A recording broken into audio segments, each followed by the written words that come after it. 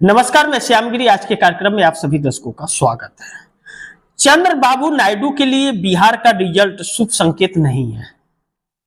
बिहार में जो रिजल्ट आया वह रिजल्ट चंद्रबाबू नायडू के लिए शुभ संकेत तो नहीं है। अब देखना यह महत्वपूर्ण होगा कि आगे होता क्या है। लेकिन एक बात यह है कि चंद्रबाबू नायडू की निगाहें बिहार चुनाव पर टिकी हुई थी, जिस तरह जो देखना चाह रहे थे। अब चंद्रबाबू नायडू का क्या फैसला होगा यह वक्त बताएगा। जीता एनडीए है लेकिन सरकार भाजपा की बनेगी। जीता एनडीए है लेकिन सरकार भाजपा की बनेगी, क्योंकि नीतीश कुमार के बगैर भाजपा सरकार बना लेगी। अब चंद्रबाबू नायडू को आंध्र प्रदेश को लेकर के उन्हें सोचना पड़ेगा कि यही हाल रहा तो वहां पर भी यही हाल होगा। लेकिन दूसरी तरफ एक बात जो निकल करके आ रही है कि प्रधानमंत्री मोदी जल्द लोकसभा का मध्यवर्ती चुनाव करवाएंगे। नायडू की भी होगी छुट्टी। फरवरी से मार्च तक लोकसभा भंग करके फिर से मध्यवर्ती चुनाव में जाने की तैयारी है। कहा यह भी जा रहा है कि 12 राज्यों का एसआईआर चुनाव आयोग जो करा रहा है, इसी के मद्देनजर करा रहा है कि मार्च तक सब कंप्लीट करके और मार्च में मध्यवर्ती चुनाव लोकसभा का हो, क्योंकि उस वक्त पश्चिम बंगाल का भी चुनाव रहेगा, उसे रोक दिया जाए। लोकसभा का चुनाव रहेगा, रोक दिया जाए। और उत्तर प्रदेश का 27 के शुरू में जो होता है, 5 राज्यों का आता है, उसे भी उसी वक्त करा लिया जाए। तो मार्च अप्रैल तक इन सभी राज्यों के साथ साथ लोकसभा का चुनाव करा लिया जाए इस एसआईआर के होने के बाद। क्योंकि एसआईआर का फायदा भारतीय जनता पार्टी समझ गई कि बिहार एसआईआर वाला हाल बिहार का जो हुआ है, एसआईआर से जो फायदा बिहार से मिला है भाजपा को, वह फायदा बाकी के राज्यों में भी होगा। लेकिन चंद्रबाबू नायडू को भी लगा सदमा बिहार का रिजल्ट देख करके। बिहार रिजल्ट को देख करके चंद्रबाबू नायडू को यह तो अब ज्ञात हो गया होगा कि अब भैया आने वाले वक्त में नरेंद्र मोदी अब आंध्र प्रदेश पर कब्जा करेंगे, एसआईआर वहां भी कराएंगे, फर्क क्या पड़ता है। और चंद्रबाबू नायडू ताकते ही रह जाएंगे, या फिर चंद्रबाबू नायडू कोई कड़ा कदम उठा लेंगे जिससे लोकसभा भंग करने का मौका ही न मिले भारतीय जनता पार्टी को। क्या ऐसा संभव है? यह भी बड़ी महत्वपूर्ण बिंदु है। यह आने वाला वक्त बताएगा। लेकिन अभी बिहार चुनाव में मिली हार से शोक में डूबे हुए हैं सभी नेतागण। लेकिन दूसरी तरफ नीतीश हाथ मलते रह गए, बीजेपी अपना सीएम बनाएगी।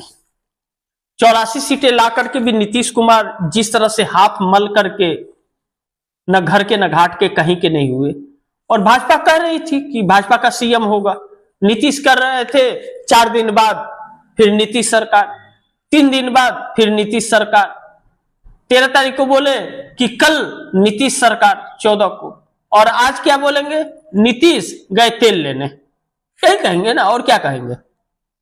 अब ऐसे में भारतीय जनता पार्टी एक ऐसे चंगुल में नीतीश कुमार को फंसा दी है, न निगले जा रहा है न उगले जा रहा है। लेकिन चंद्रबाबू नायडू को जो सदमा बिहार का रिजल्ट देख करके लगा है, यह बता रहा है कि अब चंद्रबाबू नायडू अब भी अगर नहीं संभले तो संभलने का उन्हें मौका नहीं मिलेगा। और नीतीश कुमार के पास भी एक ऑप्शन है कि नीतीश कुमार अगर नरेंद्र मोदी से समर्थन वापसी लेने का ताकत और साहस दिखा सके केंद्र से, तो शायद इस देश का कुछ हो सकता है, या नीतीश कुमार अपना अंत करवा करके राजनीतिक संन्यास ले लेंगे।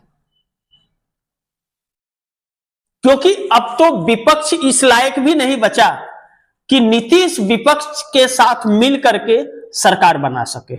विपक्ष इस लायक नहीं रहा। क्या 5 साल ऐसे अज्ञात वनवास काटेंगे नीतीश कुमार? लेकिन दूसरी तरफ इंडिया गठबंधन के विधायक सामूहिक इस्तीफा देंगे क्या, जो रिजल्ट बिहार का आया है। अब 5 सीट पर कांग्रेस, लेफ्ट 2 पर, 27 पर आरजेडी। क्या सामूहिक इस्तीफा देकर कहेंगे कि भैया यह बिहार का चुनाव हाईजेक हो गया है, चुनाव आयोग ने चोरी कर लिया है या भाजपा ने चोरी कर लिया है, हम विधानसभा में नहीं जाएंगे, हम इस्तीफा दे रहे हैं। ऐसी सरकार का क्या फायदा जो सरकार चोरी की हो। क्या यह कहने की अब साहस रख पाएगा, यह देखना बहुत महत्वपूर्ण होगा। अभी तो विपक्ष सदमे में है, उसको सदमा लगा है जोर का, अभी कोप भवन में रहेगा। अब कोप भवन से कब निकलता है यह देखना होगा। कि पहले जिस तरह से बोल रहा था, एग्जिट पोल आया था तो एग्जिट पोल तो सही हो गया, क्या अब उसी तरह फिर आक्रामक तौर पर निकलेगा सड़क पर, कहेगा कि भैया हम इस्तीफा दे रहे हैं, क्या नाम है कि यह तो असंवैधानिक सरकार है, हम नहीं मानते सरकार को, तो फिर चुनाव लड़ने का कोई मतलब नहीं। लेकिन यह इंडिया गठबंधन के सामने एक चुनौती है। लेकिन दूसरी तरफ चुनाव कराने का क्या मतलब रहा अब देश में। अब जब जीत हर तरफ से मोदी की ही होनी है, रोजगार न दे तो जीत मोदी की, भूखमरी से मरे लोग तो जीत मोदी की, इज्जत लूटे बहन बेटियों का तो जीत मोदी की। जब हर चीज में जीत मोदी की है, लोगों का पेपर लीक हो जाए, बच्चे बेरोजगार हो जाए तो, लगी हुई रोजगार चले जाए तो जीत मोदी की, तो फिर चुनाव कराने का किसी भी राज्य में क्या मतलब रहा। यह पैसा क्यों खर्चा करना, हजारों करोड़ रुपया, इसका कोई मतलब ही नहीं है। चुनाव आयोग को अब यह करना चाहिए कि सीधा कह देना चाहिए भारतीय जनता पार्टी चुनाव जीत रही है, विपक्ष का कोई मतलब नहीं है, और भारतीय जनता पार्टी को पूरे देश का सत्ता चुनाव आयोग सौंप रहा है, यह ऐलान कर देना चाहिए। और न्यायपालिका को आंखें बंद करके बंद कमरे में चुपचाप कुंभकर्ण की नींद सो जाना चाहिए, चुपचाप कुंभकर्ण की नींद सो जाना चाहिए। शायद देश का कुछ भला हो जाएगा। ऐसे न्यायपालिका का इस देश में रहने से बेहतर और अच्छा है कि वह कुंभकर्ण की नींद बंद कमरे में जाकर के सो जाए, ताकि इस देश को थोड़ा सा कुछ भला हो जाएगा कि कम से कम कोई न्याय करने वाला नहीं है। ये इस बात से संतुष्टि तो मिलेगी, क्योंकि उसकी आंखें तो फूट गई है, दिख नहीं रहा है उसे कुछ भी, सब ठीक ठाक है, सब चंगा से।